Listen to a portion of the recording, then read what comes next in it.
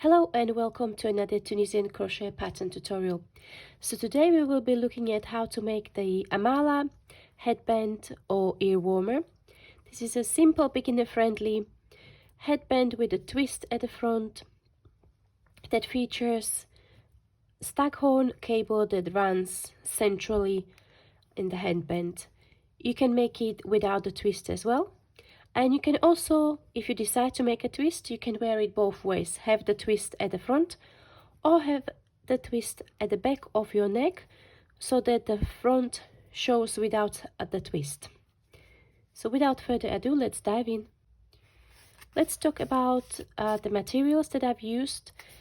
For this headband, I used palette fingering weight yarn in camel heather, and I used just under 1 ball of the yarn, and for my sample I used 4mm Tunisian crochet hook with a short extension just to prevent slipping the stitches of the hook at the end. Today for the demonstration I'm going to be using 7mm Tunisian crochet hook with extension, and I'll be using a bulky weight yarn just for you to be able to see the stitches properly. To start with, you will slip knot and chain 30. So you'll place your hook on place the loop on the hook and yarn over the hook, pull through the loop, yarn over the hook, pull through the loop. That's chain 2, 3, 4 and so on. So you will keep on going until you have chained 30. Once you chain 30, you will then turn your chain around and you will look for these back bumps. So you will insert the hook from front to back under the loop, yarn over and pull up a loop. You'll go into the next back bump of your chain, yarn over and pull up a loop. And you will keep on going, pulling up loops in each chain. The number of loops corresponds to the number of stitches. So once you pull up a loop in each chain, you should have 30 loops on your hook. We are working on the row number 1, which is also known as the foundation row in Tunisian crochet. In Tunisian crochet, each row consists of 2 steps. Step 1 is the forward pass. When you add your loops on your hook, so the number of loops is increasing. And then the second step is your return pass. When you work your loops off the hook and the number of loops is decreasing until at the end of the return pass you would have 1 loop left on your hook. The last loop on your hook would count as the first stitch or the right edge stitch of the consecutive row. So I'm almost at the end of my forward pass for the foundation row.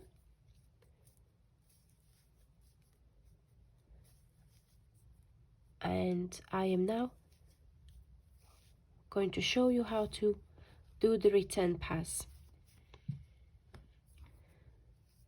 So to start, you will yarn over, pull through 1. This counts as the chain 1 and it creates the left side edge of your project. And then you will go and yarn over, pull through 2. And you repeat yarn over, pull through 2 all the way across the row until you have 1 loop left.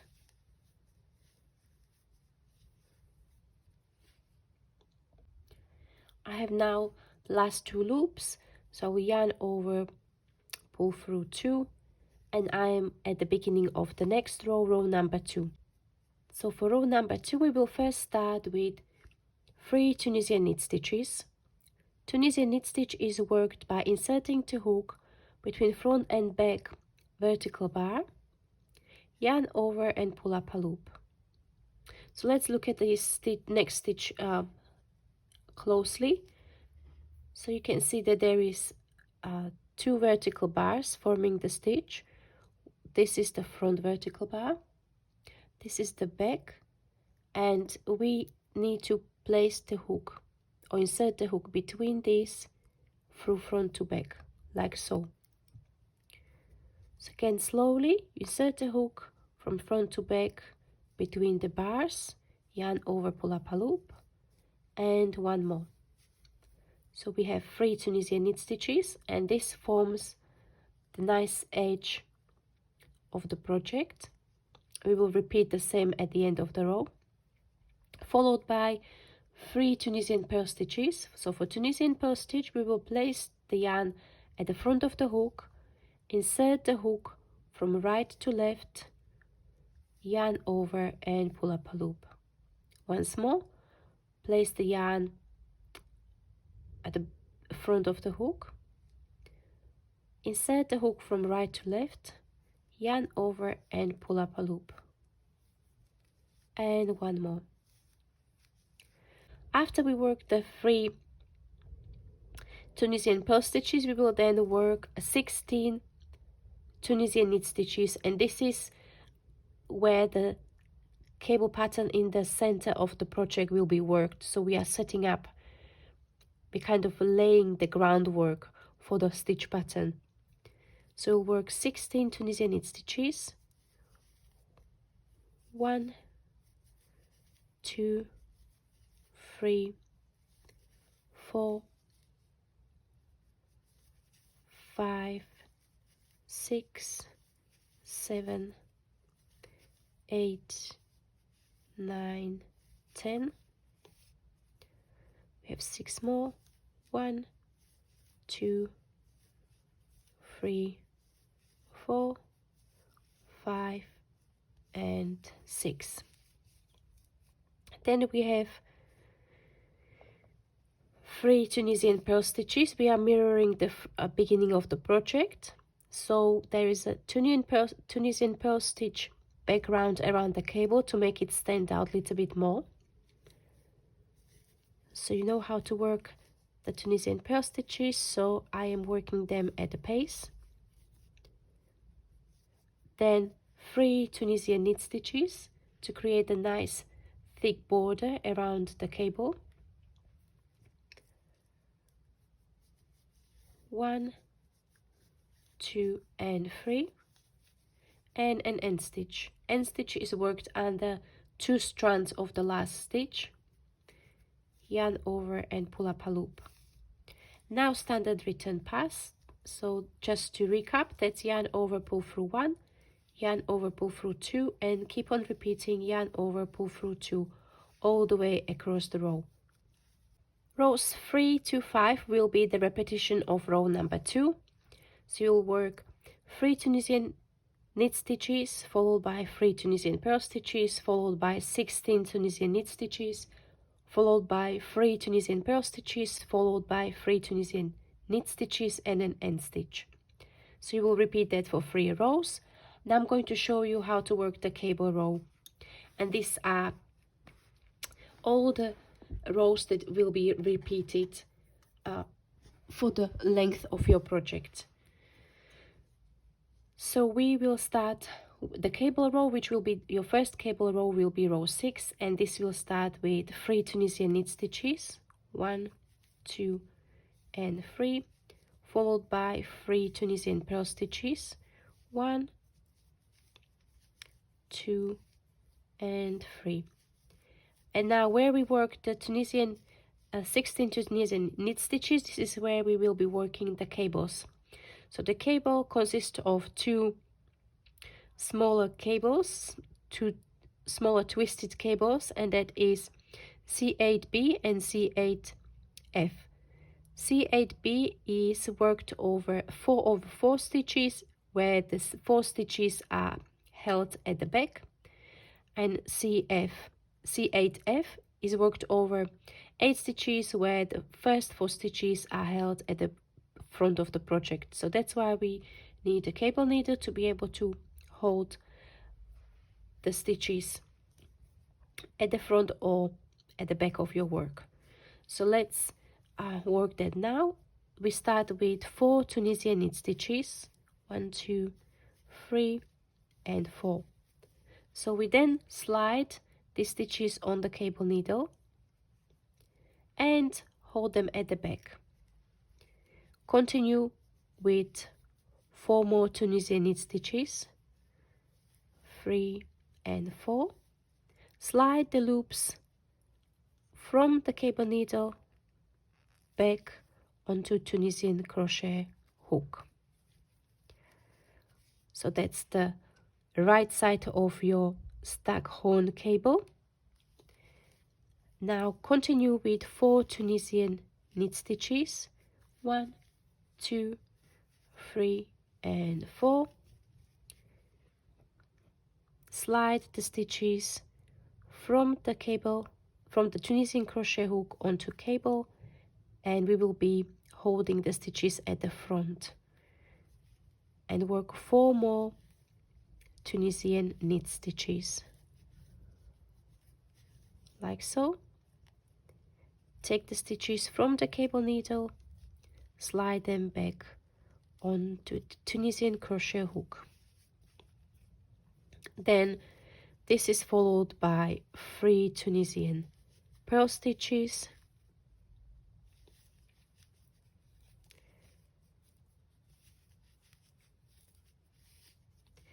and 3 Tunisian knit stitches and an end stitch.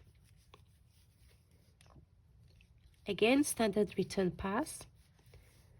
So standard return pass might be a bit more tricky where we crossed the stitches, the group of 4 stitches over another group of 4 stitches, so it's worth just take your time while you are working the return pass or on the cables,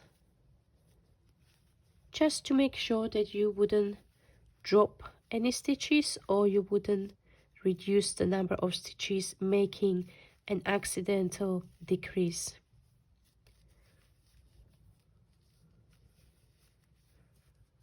Like so.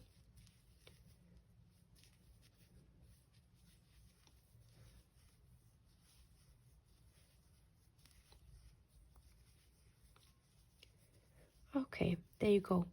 So this will be then followed by repetition of row number 2 for 2 more rows, and that's row 7 and 8.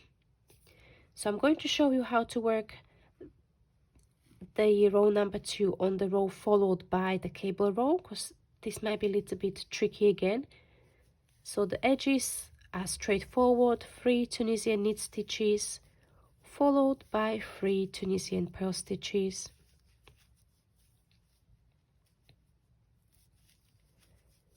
And now we are coming to the tricky bit where the stitches were crossed previously. So what I like to do, I like to separate the stitches in the order how they are currently. So not how they were initially, but how they are currently. Just make space between the stitches just to make sure that I'm inserting the hook in the correct place between the front and back vertical bars. Again, this part of the stitch pattern will be most likely worked at a slower pace than the rest of the project. However, once you get used to position of the stitches and how you work them, you develop some muscle memory. For this part of the project, it will be going much smoother.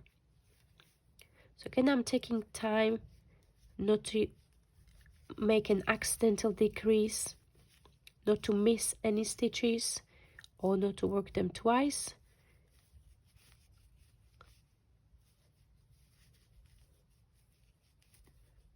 And this is the last cable stitch, like so. Then 3 Tunisian purl stitches, 1, 2 and 3 Tunisian knit stitches and an end stitch, and again standard return pass. So this would be row 7. You will then repeat row 2 on row number 8 as well. And then from row number 9 up to row, I think it's 100, but you need to double check in the written pattern on my blog, you'll be repeating rows 6 to 8. So cable row and 2 plain rows where you don't work cables. And this is the row repeat for the whole of the project. You will then match on the top of the project. Once you are close to finishing, you will then add 2 more repeats of row number 2 just to match the bottom of the project where you repeated the row multiple times, and work a Tunisian simple stitch bind off. And that's what I'm going to show you in the next part of the tutorial. Okay, so I'm going to now show you how to bind off your project. Let's pretend that I'm done now with my headband, even though I've just got few rows done. So Tunisian simple stitch bind off is very simple. You will insert the hook from right to left under the front vertical bar, yarn over, pull up a loop, and you pull through the loop on the hook. Again, pull up a loop, pull through the loop on the hook, and you will go into every stitch regardless of whether this was worked as a Tunisian knit or purl stitch in the row below. You're just going across the row, binding off your stitches like so. You will bind off every stitch including the end stitch, cut off your pull through, cut off your yarn, and weave in your ends. So now I'm going to show you how to assemble the project. So I'm going to just grab a swatch of for another project that I have that can help me to demonstrate it. Once you have your the whole handband or ear warmer crochet all done, you will then place it with the right side up, so like so, and then you fold in the edges, and then you create these V shapes on each side. Okay, so you've got one V here and one V here, and you kind of interlock the V's into each other like so. Okay, so this was one V, this was the other V. Interlock it, make sure that it's nicely aligned, so all 4 sides are approximately equal size. You can adjust it slightly like so, and then you've got 4 layers of fabric.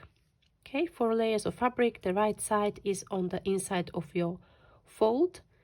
You get darning needle and preferably the yarn that you made the headband with, and then you will go through and sew this through all 4 layers. You don't have to go completely through the last row of the project. You can maybe go 1 row below and just go back and forth between the layers.